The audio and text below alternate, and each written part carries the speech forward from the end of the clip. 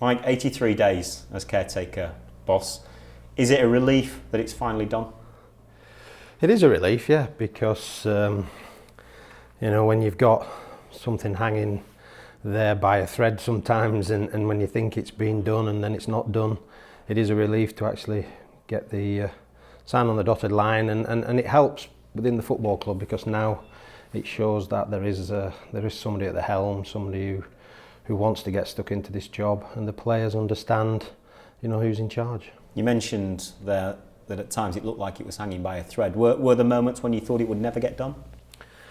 I would be a liar to to say that I didn't have my doubts. It just kept swinging to and fro all the time, and it was just really from my point of view, it was making sure that all the conditions were in place that could help me push this football club forward, and I feel as I've got those now. The fans and the players have made it pretty clear that they want you here. Does that make you even more determined to succeed? Well, it's a very nice feeling to know that, of course, but we all know that we have a job to do, and it's a hard job, and this will be a difficult job, trying to get this football club to stay in this Premier League. We're under no illusions, that's the aim, that's the course that we're going to go in, but we also want to try and change a few things on the football field as far as performances goes, and as far as team spirit and the collective element of the club. In terms of your management style, you worked under Sir Alex Ferguson. Is there a bit of Sir Alex in there? No, he's a one-off. He's a complete one-off. It was a pleasure to have that association with Sir Alex. But now you have to be yourself, you have to be your own man. I'm a completely different person to Sir Alex. Thankfully, that is sometimes.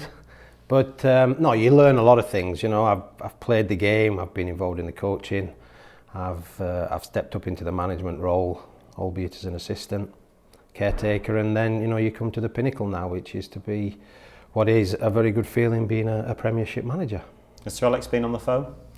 We've had discussions along the way. We've had lunch and dinner together, and we've enjoyed each other's company, and football crops up. But a lot of the time, it's more the memories of yesteryear, because it's important that you reflect on those times, because that is the joy of the game.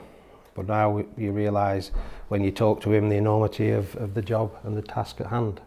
Does anything change now that you're officially appointed as head coach? Did you have to adapt from being a number two to the caretaker role, and will you have to adapt again? I'm sure things will change. I think now you're sitting at the top of the tree. The players are looking up to you now a little bit more for the guidance. But I want to try and bring the same sort of things that I have been doing, even though I've been the assistant and the caretaker, which is to enjoy the game, enjoy the football, want to do better every day, want them to express themselves, that they with the skills, and do that under the rule of tactics and what we want to produce at this football club. We want to be successful, and success will be judged in many different ways over this next 8 months, which is going to be very, very difficult, like I say, but the challenge is there for us.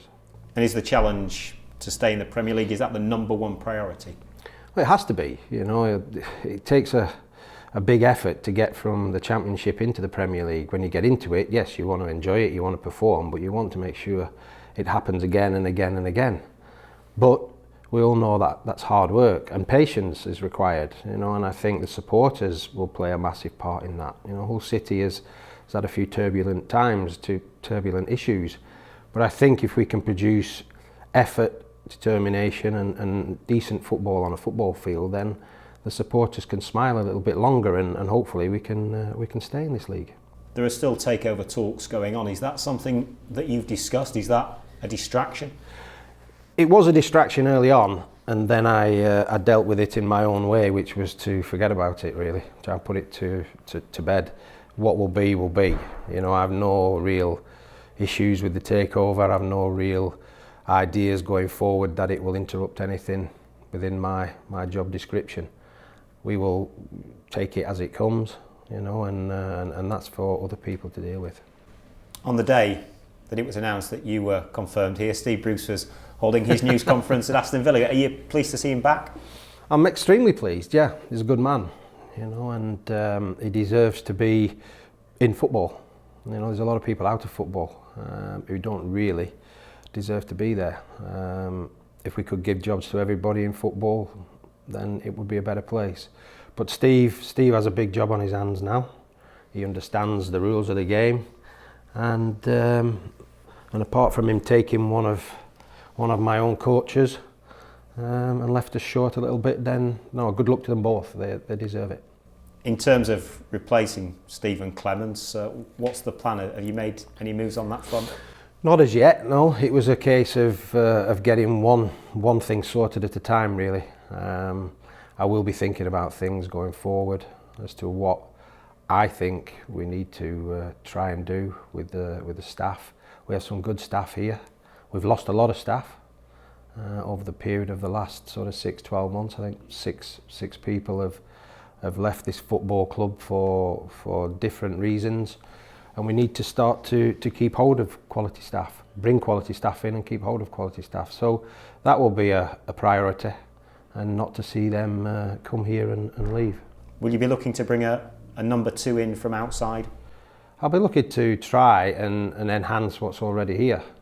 At the moment, like I say, we are short in that department of coaches, but I can coach. I've got other staff here that are capable of stepping into that role.